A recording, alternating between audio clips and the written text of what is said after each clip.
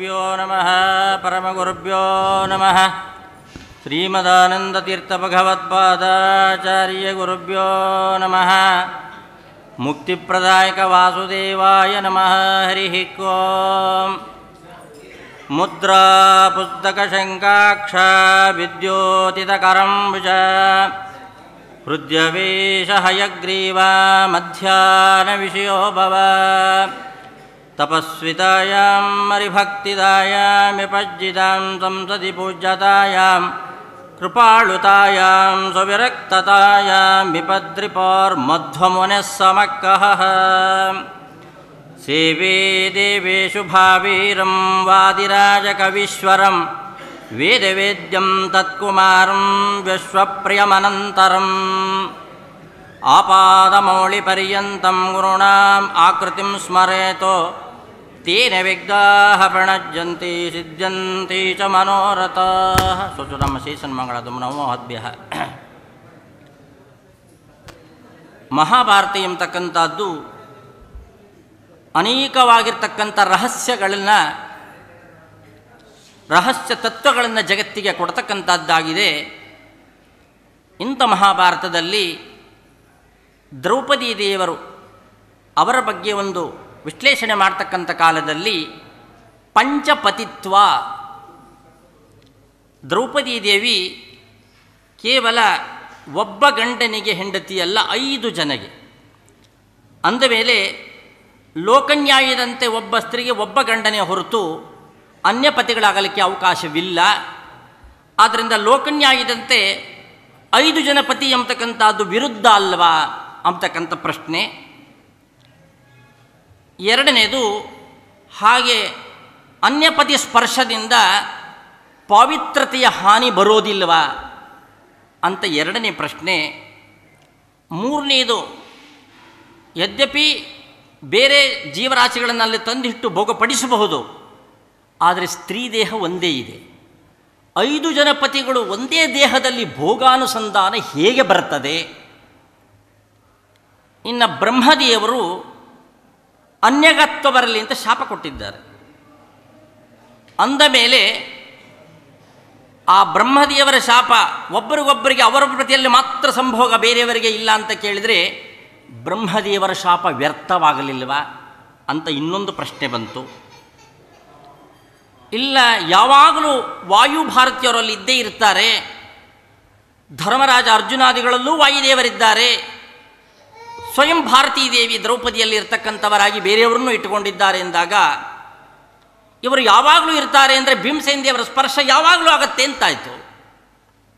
ಅಂದಮೇಲೆ ಭೀಮಸೇನ ದೇವರ ವಾಯುದೇವರ ಸ್ಪರ್ಶದಿಂದ ಅನ್ಯಗಾತ್ವ ಬರಲಿಲ್ವಾ, ಪಾತಿವ್ರತ್ಯ ಹಾನಿ ಬರಲಿಲ್ವಾ ಅಂತ ಇನ್ನೊಂದು ಪ್ರಶ್ನೆ. ಇಲ್ಲ, ಅವರಿಗೆ ಪ್ರತಿನಿತ್ಯ ಜನ್ಮ, ಪ್ರತಿನಿತ್ಯ ನಾಶ. ಪ್ರತಿನಿತ್ಯ ಜನ್ಮ ಅಂದರೆ ಒಂದೇ ದೇಹ, ಪ್ರತಿನಿತ್ಯ ಹುಟ್ಟಲಿಕ್ಕೆ ಹೆಂಗೆ ಸಾಧ್ಯ, ಪ್ರತಿನಿತ್ಯ ನಾಶ ಹೆಂಗ್ಲಿಕ್ಕೆ ಸಾಧ್ಯ ಅಂತ ಕೇಳಿದ್ರೆ ಜನ್ಮ ಅಂದರೆ ಇಲ್ಲಿ ಅಭಿಮಾನ ಅಂದರು. ಹಾಗಾದ್ರೆ ಅಭಿಮಾನ ಬರುತ್ತೆ, ಅಭಿಮಾನ ಹೋಗುತ್ತೆ ಅಂದರೆ ಬೇರೆಯವರಿಗೆ ಅಭಿಮಾನ ನಾಶವಾಗಿತ್ತು ಅಂತ ಕೇಳಿದ್ರೆ ಅದು ಮೂರ್ಛಾ ಅವಸ್ಥೆಯ ಅಥವಾ ಸುಷುಪ್ತಿಯೇ ಅಥವಾ ಮರಣವೇ ಎಂಬತಕ್ಕಂಥ ಪ್ರಶ್ನೆ ಬರ್ತಕ್ಕಂಥದ್ದಾಗತ್ತೆ. ಇನ್ನು ಪಾರ್ವತೀ ದೇವಿಯು ಅಲ್ಲಿದ್ದಾಳೆ ಎನ್ನಬೇಕಾದರೆ ಅವಳಿಗೂ ವಾಯುರಮಣತ್ವ ಉಂಟ.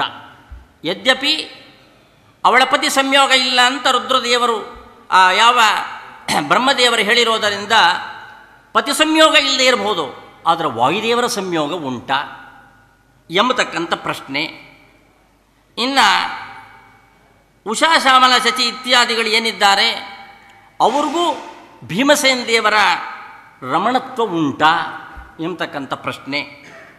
ಇನ್ನು ಭಾರತೀ ದೇವರಿದ್ದಾರೆ, ಒಂದೇ ದೇಹ, ಒಬ್ಬೊಬ್ಬರು ಒಂದೊಂದು ದಿವಸ ಭೋಗ ಮಾಡ್ತಾ ಇದ್ದಾರೆ ಎನ್ನಬೇಕಾದರೆ ಆಗ ಧರ್ಮರಾಜಾದಿಗಳು ಎಂಬತಕ್ಕಂಥವರು ಏನು ಆ ಭಾರತೀ ದೇಹವನ್ನು ಮುಡ್ತಾ ಇದ್ದಾರೆ, ಆಗ ಭಾರತೀ ದೇವಿಯನ್ನು ವಾಯುದೇವರು ನಿಷ್ಕ್ರಿಯಗೊಳಿಸ್ತಾ ಇದ್ರ ಅಥವಾ ಭಾರತೀ ದೇವಿ ಯಾವಾಗಲೂ ಕೂಡ ಹಾಗೆ ತಮ್ಮ ಸನ್ನಿಧಾನದಿಂದ ಇರ್ತಾ ಇದ್ರ ಎಂಬತಕ್ಕಂಥ ಪ್ರಶ್ನೆ. ಇಷ್ಟೆಲ್ಲ ಪ್ರಶ್ನೆಗಳನ್ನು ಈ ದ್ರೌಪದಿ ಪಂಚತ್ವದಲ್ಲಿ ನಾವು ನೋಡ್ತಕ್ಕಂಥವರಾಗ್ತೇವೆ. ಇದೆಲ್ಲದಕ್ಕೂ ಕೂಡ ಶ್ರೀಮದಾಚಾರ್ಯರು ಹೇಗೆ ಪರಿಹಾರ ಮಾಡಿದ್ದಾರೆ? ಹಾಗೆ ಪರಿಹಾರ ಆಚಾರ್ಯರು ಹೇಳಬಹುದು, ತಾವೇ ಭೀಮನಾದ್ದರಿಂದ ಅಲ್ಲಿ ದೋಷ ಬರದಿರದಂತೆ ಕಲ್ಪಿಸಿ ಹೇಳ್ಬೋದು. ಆದರೂ ಅದು ಮೂಲ ಮಹಾಭಾರತಕ್ಕೆ ಸಮ್ಮತವಾಗಿದೆಯಾ ಎಂಬತಕ್ಕಂಥ ಪ್ರಶ್ನೆ. ಅದಕ್ಕೆ ಶ್ರೀಮದಾಚಾರ್ಯರು ಭಾರತವನ್ನೇ ಇಟ್ಟುಕೊಂಡು ವ್ಯಾಖ್ಯಾನ ಮಾಡಿದಾರೋ ಅಥವಾ ತಾವೇ ಮಾಡಿದ್ದಾರೋ ಎಂಬತಕ್ಕಂಥ ಪ್ರಶ್ನೆ ಬರ್ತದೆ. ಇಷ್ಟೆಲ್ಲ ಪ್ರಶ್ನೆ ಜೊತೆಗೆ ದಿನವೂ ಕನ್ಯಾ ಅಂತ ಹೇಳ್ತಾ ಇದ್ದೀರಾ, ಕನ್ಯಾತ್ವ ಬರ್ತದೆ ಕನ್ಯಾತ್ವ ಹೋಗ್ತದೆ ಅಂತ. ದಿನವೂ ಕನ್ಯಾತ್ವ ಬರೋದಾದರೆ ಕನ್ಯಾತ್ವ ಬರಲಿ, ಆದರೆ ವಿವಾಹ ಸಂಸ್ಕಾರ ಒಂದೇ ಸರಿಯಾಗಿರೋದು ದ್ರೌಪದಿಗೆ. ಅಂದಮೇಲೆ ಪ್ರತಿನಿತ್ಯವೂ ವಿವಾಹವಾಗ್ತಾ ಇತ್ತಾ? ಪ್ರತಿನಿತ್ಯವೂ ವಿವಾಹವಾಗಲಿಲ್ಲ ಅಂದಮೇಲೆ ವಿವಾಹ ಅನ್ನೋದು ಒಂದೊಂದು ಸಂಸ್ಕಾರ ಇಲ್ಲದ ಮೇಲೆ ಕನ್ಯಾತ್ವ ಗ್ರಹಣ ಮಾಡಲಿಕ್ಕೆ ಬರೋದಿಲ್ಲ. ಇಲ್ಲದೆ ಹೋದರೆ ಕನ್ಯಾ ಅಂದರೆ ಯಾರ್ಯಾರು ಬೇಕಾದ್ರೂ ಹಿಡ್ಕೊಂಡ್ಬಿಡ್ಬೇಕಾಗುತ್ತೆ, ಆಗೋದಿಲ್ಲ. ಸಂಸ್ಕಾರ ಬೇಕು ಅಂತ ಶಾಸ್ತ್ರ ಹೇಳಿದೆ. ಅಂದರೆ ಲೋಕದೃಷ್ಟಿ, ಇದರಿಂದ ಶಾಸ್ತ್ರದೃಷ್ಟಿಯಿಂದ ಇರೋರಿಗೆ ಲೋಕದೃಷ್ಟಿಯಲ್ಲಿ ಏನು ಬೇಕಾದ್ರೂ ಆಗ್ಬೋದು. ಅದರ ಶಾಸ್ತ್ರ ದೃಷ್ಟಿಯನ್ನು ಉಳ್ಳವರಿಗೆ, ಶ್ರದ್ಧೆ ಉಳ್ಳವರಿಗೆ ಕನ್ಯಾವನ್ನು ಸ್ಪರ್ಶ ಮಾಡಬೇಕಾದ್ರೆ ಸಂಸ್ಕಾರ ಬೇಕು. ಆ ಸಂಸ್ಕಾರ ಎಂಬತಕ್ಕಂಥದ್ದು ಪ್ರತಿನಿತ್ಯ ವಿವಾಹ ಇಲ್ಲವಾದ್ದರಿಂದ ಸಂಸ್ಕಾರ ಇಲ್ಲದೆ ಕನ್ಯಾಗಮನ ದೋಷ ಬರಲಿಲ್ವಾ ಧರ್ಮರಾಜಾದಿಗಳಿಗೆ? ಇಷ್ಟು ಪ್ರಶ್ನೆಗಳು ಈ ಯಾವ ದ್ರೌಪದಿಯ ಪ್ರಕರಣದಲ್ಲಿ ಕಾಣ್ತಕ್ಕಂಥವರಾಗ್ತೇವೆ. ಇದೆಲ್ಲ ಪ್ರಶ್ನೆಗಳಿಗೂ ಕೂಡ ಭಾರತವೇ ಉತ್ತರ ಕೊಟ್ಟಿದೆ. ಅದನ್ನು ವಿಸ್ತೃತವಾಗಿ ಆಚಾರ್ಯರು ಹೇಳಿದ್ದಾರೆ. ಅದನ್ನು ಇನ್ನೂ ಸ್ಫುಟವಾಗಿ ಭಾವಿ ಸಮೀರರಾಗಿರ್ತಕ್ಕಂಥ ವಾದಿರಾಜರು ಭಾವಪ್ರಕಾಶದಲ್ಲಿ ಏನೇನು ಈ ಪ್ರಶ್ನೆಗಳು ಬರಬಹುದೋ ಪಾತಿವೃತ್ಯಾದಿ ಶಂಕೆಗಳು ಅದೆಲ್ಲದಕ್ಕೂ ತಾವು ಉತ್ತರವನ್ನು ಕೊಡ್ತಕ್ಕಂಥವರಾಗಿದ್ದಾರೆ. ಪ್ರಕೃತದಲ್ಲಿ ಮೊದಲನೇ ಪ್ರಶ್ನೆ, 5 ಜನ ಪತಿಗಳು ಹೇಗೆ ಎಂಬತಕ್ಕಂಥದ್ದು ಲೋಕ ಕೇಳೋದೇನಿದೆ, ಇದು ಅವತ್ತೇ ಈ ಪ್ರಶ್ನೆ ಬಂದುಬಿಟ್ಟಿದೆ ಅಂತ ಹೇಳ್ತಾ ಇದ್ದಾರೆ. ಯಾಕೆ ಅಂತ ಕೇಳಿದರೆ 5 ಜನ ವಿವಾಹವಾಗ್ತೀವಿ ನಮ್ಮ ತಾಯಿ ಹೇಳಿದ್ದಾಳೆ ಅಂತ ಹೇಳಿದಾಗ, ನಹ್ಯೇಕ ವಿದ್ಯತೆ ಪತ್ನಿ ಬಹುನಾ ದ್ವಿಜಸತ್ತಮ, ದೃಪದನೇ ಪ್ರಶ್ನೆ ಮಾಡ್ತಾ ಇದ್ದಾನೆ. ಹಾಗೆ ಸಾಧ್ಯ ಇಲ್ಲ, ಲೋಕ ವಿರುದ್ಧ ಮಾಡಲಿಕ್ಕೆ ಸಾಧ್ಯ ಇಲ್ಲ ಅಂತ ಹೇಳಿಬಿಟ್ಟ. ಹೀಗೆ ಹೇಳಿರ್ತಕ್ಕಂಥ ಕಾಲದಲ್ಲಿ ಏನಾಯಿತು, ಹೇಗೆ ಒಪ್ಕೊಂಡ ಅನ್ನೋ ಪ್ರಶ್ನೆ ಬರ್ತದೆ. ಅದಕ್ಕೇ ಮಹಾಭಾರತದ ಯಾವುದೇ ಒಂದು ಪ್ರಕರಣವನ್ನು ನೋಡಬೇಕಾದರೆ ಅಲ್ಲಿ 3 ಮುಖ್ಯವಾಗಿರ್ತಕ್ಕಂಥ ಅಂಶಗಳನ್ನು ಇಟ್ಟುಕೊಂಡು ನೋಡಬೇಕು ಅಂದರು. ಒಂದು ವೇದ ರಹಸ್ಯ, ಒಂದು ದೇವರಹಸ್ಯ, ಒಂದು ಧರ್ಮ ರಹಸ್ಯ. ಈ 3ನ್ನು ಮೊದಲು ಇಟ್ಟುಕೊಂಡು ಅಳತೆಗೋಲಾಗಿ ಇದರ ನೆರಳಿನಲ್ಲಿ ಪ್ರಕರಣಗಳನ್ನು ನೋಡಬೇಕು. ಅದಿಲ್ಲದೆ ನೋಡಿದಾಗ ಪ್ರಕರಣಗಳನ್ನು ನಾವು ಮೇಲೆ ನೋಡಿರ್ತಕ್ಕಂಥ ಎಲ್ಲ ಪ್ರಶ್ನೆಗಳು ನಮಗೆ ಬರ್ತದೆ. ಆಗ ಮಹಾಭಾರತವೂ ಕೂಡ ಲೋಕದಲ್ಲಿ ನಡೀತಕ್ಕಂಥ ಅತ್ಯಾಚಾರಾದಿಗಳು ಬೇಕಾಷ್ಟು ನಡೆದಿದೆ ಮಹಾಭಾರತದಲ್ಲಿ ಅಂತ ನಾವು ಕೂಡ ಆರೋಪ ಮಾಡಲಿಕ್ಕೆ ಅವಕಾಶ ಉಂಟು. ಆದ್ದರಿಂದನೇ ಇಂಥ ಯಾವ ವೇದ ರಹಸ್ಯಾದಿಗಳು 3 ರಹಸ್ಯಗಳನ್ನು ಮೊದಲು ತಿಳಿಬೇಕು ಎಂಬತಕ್ಕಂಥದ್ದನ್ನು ಮಹಾಭಾರತದಲ್ಲೇ ಹೇಳ್ತಕ್ಕಂಥವರಾಗಿದ್ದಾರೆ. ಯಾಕೆ, ವಾಯುದೇವರೇ ಬ್ರಹ್ಮ ಪದವಿಗೆ ಬರ್ತಕ್ಕಂಥವರು, ಪದವಿ ಔನ್ನತ್ಯದಿಂದ ರುದ್ರನೇ ಶೇಷನಾಗ್ತಕ್ಕಂಥವನು, ದೇವತೆಗಳಿಗೆ ದೇವ ಪದವಿ ಬರ್ತಕ್ಕಂಥದ್ದು. ಸ್ವರೂಪ ತಾರತಮ್ಯ, ದ್ರೌಪದಿ ವಾಯುಪತ್ನಿಯಾದ ಭಾರತೀದೇವಿ ಆಗಿರ್ತಕ್ಕಂಥವರಾಗ್ತಾರೆ. ಯಾಕೆ, ಅವರ ಅಂಶರಾದ್ದರಿಂದ ಅವರಲ್ಲಿ 4 ಜನ ದೇವತಾ ಸ್ತ್ರೀಯರ ಅಂಶ ವಿಶೇಷ ಎಂಬತಕ್ಕಂಥದ್ದು ಸನ್ನಿಧಾನ ಕೊಡಿರ್ತಕ್ಕಂಥದ್ದು. ಪಂಚಾನಾಂ ಸಹಿತ ಕೃಷ್ಣ ರೂಪ ಪಾರ್ವತ್ಯನಿಂದಿತ ಎಂಬತಕ್ಕಂಥವಾಗಿ ಇದು ದೇವರಹಸ್ಯ ಎಂಬುದಾಗಿ ಮೊದಲು ತಿಳ್ಕೋಬೇಕು. ಇನ್ನು ವೇದ ರಹಸ್ಯ, ಯೋ ದೇವಾನಾಂ ನಾಮದ ಏಕೈವ ಎಂಬಂತೆ ಎಲ್ಲ ವೇದಾದಿ ಶಾಸ್ತ್ರಗಳಿಂದಲೂ ಕೂಡ ನಾರಾಯಣನೇ ಪ್ರತಿಪತ್ತಿ ಎಂಬಿರ್ತಕ್ಕಂಥ ಜ್ಞಾನ. ಹಾಗೆ ಕುಂತಿಗೆ ದುರ್ವಾಸರು ಉಪದೇಶ ಮಾಡಿರ್ತಕ್ಕಂಥ ಮಂತ್ರ ಸಮೂಹಗಳದು ವೇದರಹಸ್ಯ ಅಂತ ತಿಳಿಯಬೇಕು. ಹಾಗೆ ಸತಾಮಿತ ಮಿತಿ ಸತ್ಯಂ ಎಂಬುದಾಗಿ ಮೇಲ್ನೋಟಕ್ಕೆ ಅನೃತದಂತೆ ಕಂಡರೂ ಅದು ಸಜ್ಜೀವರಾಶಿಗಳಿಗೆ ಹಿತವನ್ನೇ ಉಂಟು ಮಾಡ್ತಕ್ಕಂಥದ್ದರಿಂದ ಅದು ಸತ್ಯವೇ. ಆದ್ದರಿಂದ ಸಂತಾನಾರ್ಥವಾಗಿ ಕುಂತಿ ನಿಯೋಗ ಪದ್ಧತಿಯನ್ನು ಹೊಂದತಕ್ಕಂಥದ್ದು ಕೂಡ ಧರ್ಮರಹಸ್ಯದಲ್ಲಿ ಸೇರಿದೆ ಎಂಬತಕ್ಕಂಥದ್ದನ್ನು ಮೊದಲು ತಿಳಿದು ನಂತರದಲ್ಲಿ ಪ್ರಕರಣಕ್ಕೆ ಕೈ ಹಾಕಬೇಕು ಎಂಬತಕ್ಕಂಥದ್ದನ್ನು ಮಹಾಭಾರತದಲ್ಲಿ ಸ್ಪಷ್ಟವಾಗಿ ಹೇಳಿದ್ದಾರೆ.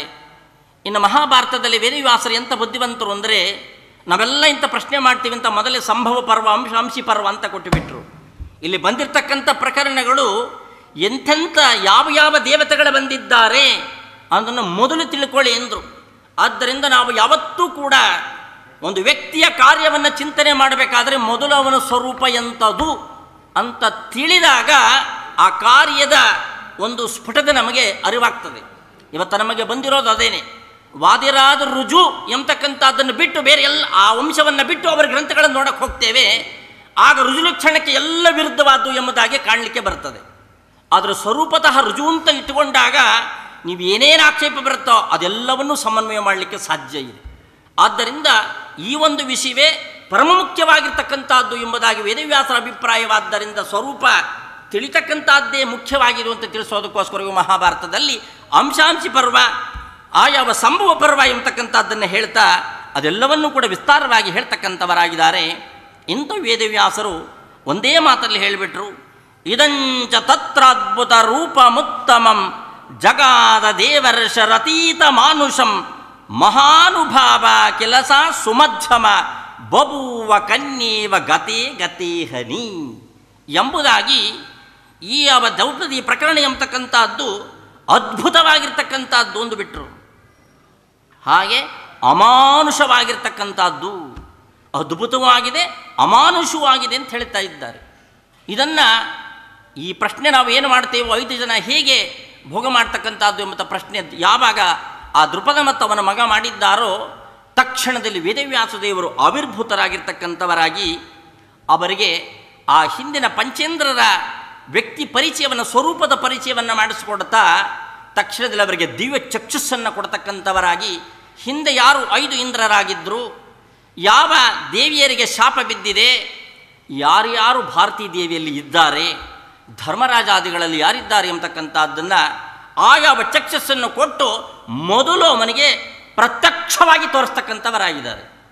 ಅಂದಮೇಲೆ ಇವತ್ತೇನೇ ನೀವು ಪ್ರಶ್ನೆ ಕೇಳ್ತೀರಿ, ಆ ಪ್ರಶ್ನೆಯೂ ಅವತ್ತೇ ಬಂದಿದೆ, ಉತ್ತರವೂ ಅವತ್ತೇ ಕೊಟ್ಟು ಪರಿಹಾರವೂ ಮಾಡಿಬಿಟ್ಟಿದ್ದಾರೆ. ಅದನ್ನು ಸರಿಯಾಗಿ ತಿಳ್ಕೊಳ್ಬೇಕಾದ್ದು ನಮ್ಮ ಕರ್ತವ್ಯ ಅಷ್ಟೇ.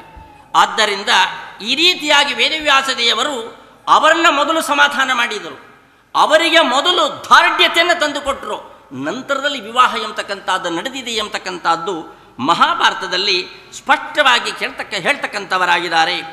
ಈ ಒಂದು ಶ್ಲೋಕವನ್ನೇ ವ್ಯಾಖ್ಯಾನ ಮಾಡ್ತಕ್ಕಂಥ ಶ್ರೀಮದಾಚಾರ್ಯರು ಕೃಷ್ಣಾಚ ತೇಷು ಪೃಥಗೇವ ಚತುಸ್ವರೂಪ ರೇಮೇ ತತೈಕ ತನುರಪ್ಯಭಿಮಾನಿ ಭೇದಾತ್ ಕನ್ಯೇವ ಸಾ ಭವದತ ಪ್ರತಿವಾಸರಂಚ ಜನ್ಮ ಭವದ್ದಭಿಮತೆ ಪೃಥಗೇವ ನಾಶಾತ್.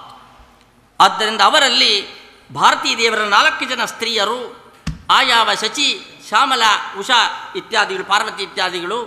ಅಂದಮೇಲೆ ಇವರು ಆಯಾವ ದೇಹದಲ್ಲಿ ಇದ್ದರೂ ಕೂಡ ಕನ್ಯೈವ ಸ ಅಭವದದ ಪ್ರತಿವಾಸರಂಚ, ಯದ್ಯಪಿ ಅವರು 5 ಜನ ಇದ್ದರೂ ಕೂಡ ಒಂದು ದಿವಸ ಒಬ್ಬೊಬ್ಬರಿಗೂ ಗಂಡಂದರ ಭೋಗ ಎಂಬತಕ್ಕಂಥದ್ದು ಏನಿರುತ್ತೆ, ಆಯಾವ ಕರಾರಿಗೆ ಅನುಗುಣವಾಗಿ ಆಯಾವ ದ್ರೌಪದಿ ದೇಹದ ಮೇಲೆ ಆ ಜೀವರಾಶಿ ಯಾರಿಗೆ ಭೋಗ ಉಂಟೋ ಅದಕ್ಕೆ ಮಾತ್ರ ಜಾಗೃತಿ ಎಂಬತಕ್ಕಂಥದ್ದು, ಬೇರೆ ಎಲ್ಲ ಸ್ತ್ರೀಯರಿಗೂ ಕೂಡ ಮಲಗಿಬಿಟ್ಟಿದ್ದಾರೆ ಅಂತ ಹೇಳ್ತಾ ಇದ್ದಾರೆ.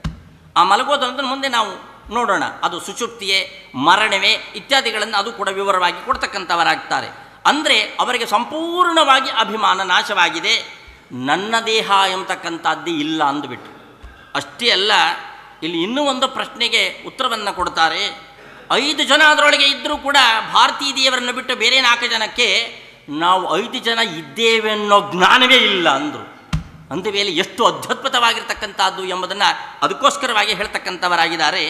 ಆದ್ದರಿಂದ ಒಬ್ಬಳಿಗೆ ಮಾತ್ರ ಜಾಗೃತಿ, ಒಬ್ಬಳು ಮಾತ್ರ ಬೆಳಿಗ್ಗೆ ಅಭಿಮಾನ ಬರ್ತದೆ, ಅದೇ ಜನ್ಮ, ಅವತ್ತು ಭೋಗ ಉಂಟಾಗ್ತದೆ, ಮತ್ತೆ ಅಭಿಮಾನ ನಾಶವಾಗುತ್ತೆ, ಹೊರಟೋಯ್ತು ಅಂದರು. ಮಾರನೇ ದಿವಸ ಮತ್ತೆ ಕನ್ಯಾತ್ವ ಪ್ರಾಪ್ತಿ ಅಂತ ಹೇಳ್ತಾ ಇದ್ದಾರೆ.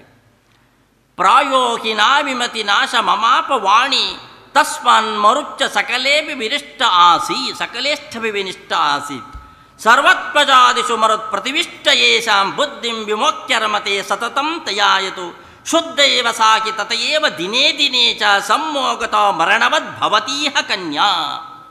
ಹಾಗಾದರೆ ಅವರು ಹೇಗಿರ್ತಾ ಇದ್ರು ಅಂತ ಕೇಳಿದ್ರೆ ಮರಣದಂತೆಯೇ, ಅಂದರೆ ಮರಣವೇ ಇರ್ತಕ್ಕಂಥದ್ದಾಗಿದೆ ಅವರಿಗೆ. ಅದರಿಂದ ಅವರಿಗೆ ಯಾವ ಅಭಿಮಾನವೂ ಇಲ್ಲ.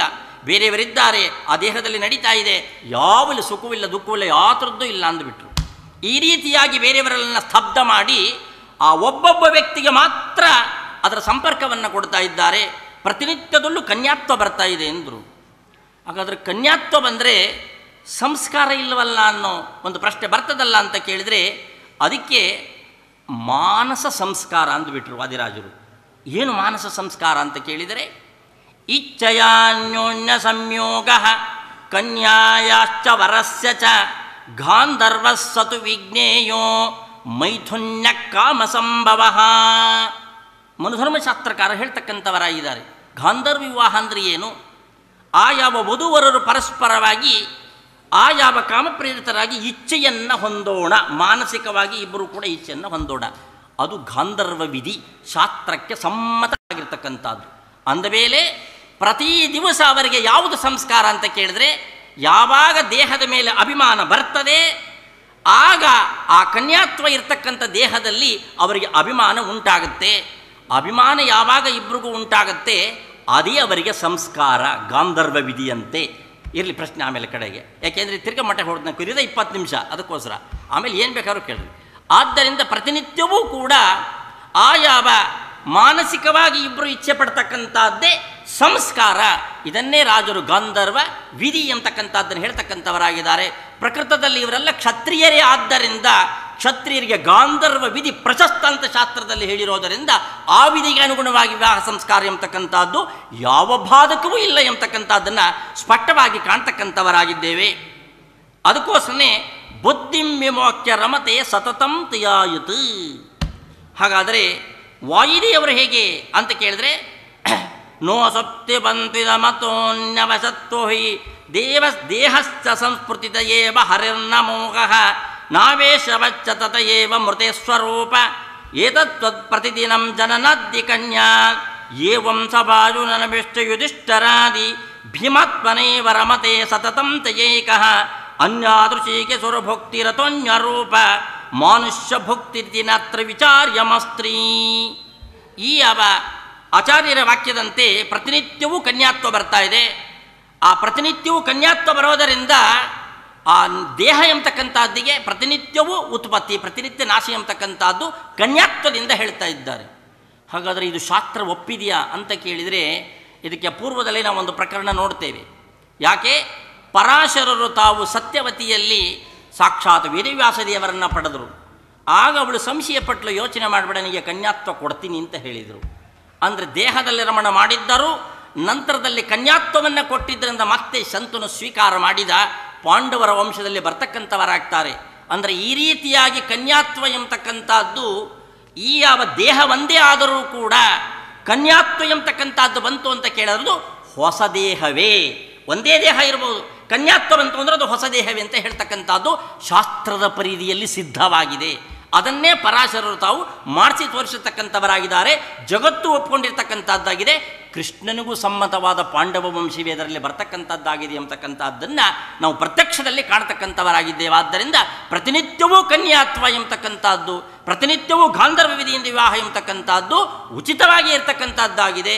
ಆದ್ದರಿಂದ ಆ ಕನ್ಯೆಯರಲ್ಲಿ ಆ ಗಾಂಧರ್ವ ವಿಧಿಯಿಂದ ವಿವಾಹವಾಗಿರ್ತಕ್ಕಂಥ ಆಯಾ ಪುರುಷ ಧರ್ಮರಾಜಾದಿಗಳು ಯಾರು ಬರ್ತಾರೋ ಅವರು ಮಾತ್ರ ಅನುಭೋಗವನ್ನು ಮಾಡ್ತಕ್ಕಂಥವರಾಗಿದ್ದಾರೆ.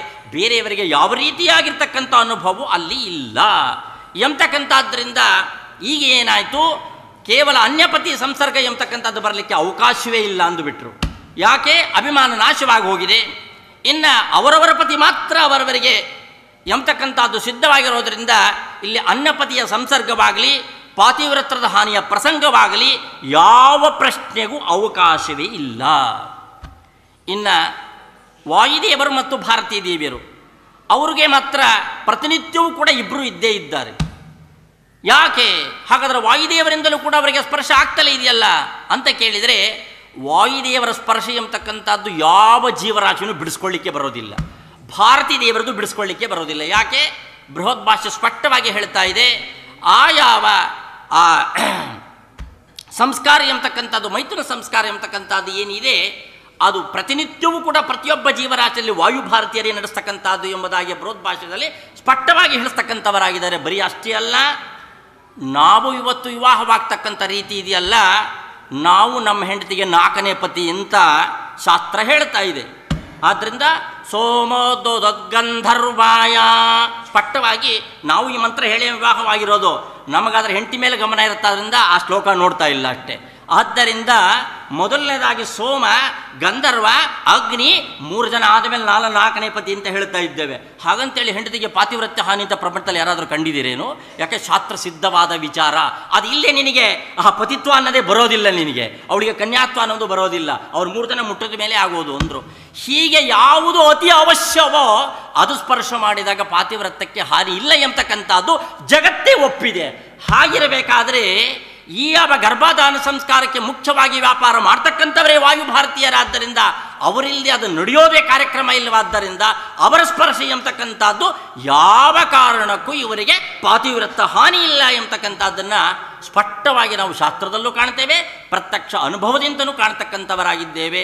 ಆದ್ದರಿಂದ ವಾಯುದೇವರ ಸ್ಪರ್ಶ ಎಂಬತಕ್ಕಂಥದ್ದವರಿಗೆ ಬ್ರಹ್ಮಶಾಪದಿಂದ ಅನ್ಯಗಾತ್ವ ವಾಯುದೇವರ ಸ್ಪರ್ಶವಾದರೂ ಅದರಿಂದ ಹಾನಿ ಇಲ್ಲ ಅಂತ ಹೇಳ್ತಾ ಇದ್ದಾರೆ. ಆದರೆ ವಾದರಾದರೆ ಹೇಳ್ತಾರೆ ಇಲ್ಲ, ಆದರೂ ಪ್ರಪುರುಷರಂಗ ಬರಲಿಲ್ವಾ ಅಂತ ಕೇಳಿದ್ರೆ ವಾಯುದೇವರಿಗೇನು ನಿರಭಿಮಾನಿ ವಾಯು, ನಿಮಗೆಲ್ಲ ಬರ್ತಾ ಇರೋದೇ ಅಭಿಮಾನದಿಂದ. ವಾಯುದೇವರ ಲಕ್ಷಣವೇ ನಿರಭಿಮಾನಿ ಅಂದಮೇಲೆ ನಿರಭಿಮಾನಿಯಾಗಿರ್ತಕ್ಕಂಥ ವಾಯು ಇನ್ನೊಬ್ಬ ಸ್ತ್ರೀಯನ್ನು ಮುಡ್ತಾನೆ ಅನ್ನೋ ಪ್ರಶ್ನೆಯಲ್ಲಿ ಬರುತ್ತೆ ಅಂದರು. ಬರಕ್ಕೆ ಸಾಧ್ಯ ಇಲ್ಲ ಅಂದ್ಬಿಟ್ರು. ಆದ್ದರಿಂದ ವಾಯುದೇವರು ಇನ್ನೊಬ್ಬರನ್ನು ಮುಡ್ತಾರೆ ಅಂತಕ್ಕಂಥದ್ದಾಗಲಿ, ಭಾರತೀದೇವರು ಇನ್ನೊಬ್ಬರನ್ನ ನೋಡ್ತಕ್ಕಂಥವರೇ ಅಂತಕ್ಕಂಥದ್ದು ಎರಡೂ ಪ್ರಕರಣ ಬಿದ್ದೋಯ್ತು ಅಂದ್ಬಿಟ್ರೆ. ಯಾಕೆ ಇಬ್ಬರು ರುಜುಗಳೇ ಆದ್ದರಿಂದ ಈ ನಿರಭಿಮಾನಿಗಳೇ ಆದ್ದರಿಂದ ಅವರ ಸ್ಪರ್ಶ ಎಂಬತಕ್ಕಂಥದ್ದು ಬೇರೆಯವರಿಗೆ ಆಗುತ್ತೆ ಅನ್ನೋ ಪ್ರಶ್ನೆನೇ ಬರಲ್ಲ ಅಂದುಬಿಟ್ರು. ಈ ರೀತಿಯಾಗಿ ವಾಯುದೇವರಿಗೂ ಇಲ್ಲ ಅವ್ರಿಗೂ ಇಲ್ಲ ಅಂದರು. ಆದರೆ ಭಾರತೀ ದೇವರ ವಿಚಾರದಲ್ಲಿ ಸ್ವಲ್ಪ ವಿವಾದ ಇದೆ. ಯಾಕೆ? ಭಾರತೀ ದೇವರು ಪ್ರತಿನಿತ್ಯವೂ ಅಲ್ಲಿ ಇರ್ತಾ ಇದ್ರ? ಕೇವಲ ಭೀಮರಮಣ ಮಾಡ್ತಾ ಇದ್ದಾಗ ಮಾತ್ರ ಇದ್ರ? ಬೇರೆ ಟೈಮಲ್ಲಿ ಭೀಮಸೇನ ದೇವರು ಅವರನ್ನು ಮಲಗಿಸ್ಬಿಡ್ತಾ ಇದ್ರ ಅಂತ ಕೇಳಿದರೆ ವಾದಿರಾಜರು ಹಾಗೆ ಹೇಳಿಲ್ಲ, ಯಾವಾಗಲೂ ಇರ್ತಾ ಇದ್ರು ಅಂತ ಹೇಳ್ತಕ್ಕಂಥವರಾಗಿದ್ದಾರೆ. ಯಾತಕ್ಕೋಸ್ಕರವಾಗಿ ಅಂತ ಕೇಳಿದರೆ ಯಾವ ಭಾರತೀ ದೇವರೇ ಇವರಿಗೆ ವಸ್ತುಸ್ಥಿತಿಯನ್ನು ಉಂಟು ಮಾಡಿಕೊಡ್ತಕ್ಕಂಥದ್ದು.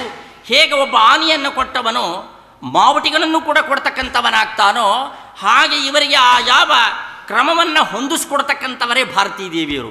ಒಂದು. ಎರಡನೆಯದು, ಯಾವ ಯಾವ ಪತಿ ಸಂಯೋಗ ಅವರವರ ಸ್ತ್ರೀಯರಿಗೆ ಆದರೂ ಕೂಡ ಅವರವರಲ್ಲಿ ಇರ್ತಕ್ಕಂಥ ಭೀಮನಿಗೆ ಈ ಭಾರತೀ ದೇವಿ ಪ್ರತಿನಿತ್ಯ ರಮಣತ್ವ ಉಂಟು. ಆದ್ದರಿಂದ ಅದಕ್ಕೋಸ್ಕರವಾಗಿ ಸನ್ನಿಧಾನ ಎಂಬತಕ್ಕಂಥದ್ದು ಭಾರತೀ ದೇವರಲ್ಲಿ ನಿತ್ಯವೂ ಇರೋದರಿಂದ ಯಾವ ರೀತಿಯಾಗಿರ್ತಕ್ಕಂಥ ದೋಷವೂ ಇಲ್ಲ. ಭಾರತೀ ದೇವರಿಗೆ ವಾಯುದೇವರಿಗೆ ಭಾರತೀಯ ಸಂಪರ್ಕ ಪ್ರತಿನಿತ್ಯವೂ ಇದೆ. ಆದರೆ ಅವರಿಗೆ ಇವರಿಬ್ಬರ ಯಾವ ಅಭಿಮಾನವಾಗಲಿ ಮತ್ತೊಂದಾಗಲಿ ಯಾವುದೂ ಇಲ್ಲವಾದ್ದರಿಂದ ಅವರಿಗೆ ಇವರ ಜ್ಞಾಪಕವಾಗಲಿ ಇವರ ಬುದ್ಧಿ ತಿಳುವಳಿಕೆ ಆಗಲಿ ಯಾವುದೂ ಇಲ್ಲ ಎಂಬತಕ್ಕಂಥದ್ದನ್ನು ಸ್ಪಷ್ಟವಾಗಿ ಹೇಳ್ತಕ್ಕಂಥವರಾಗಿದ್ದಾರೆ.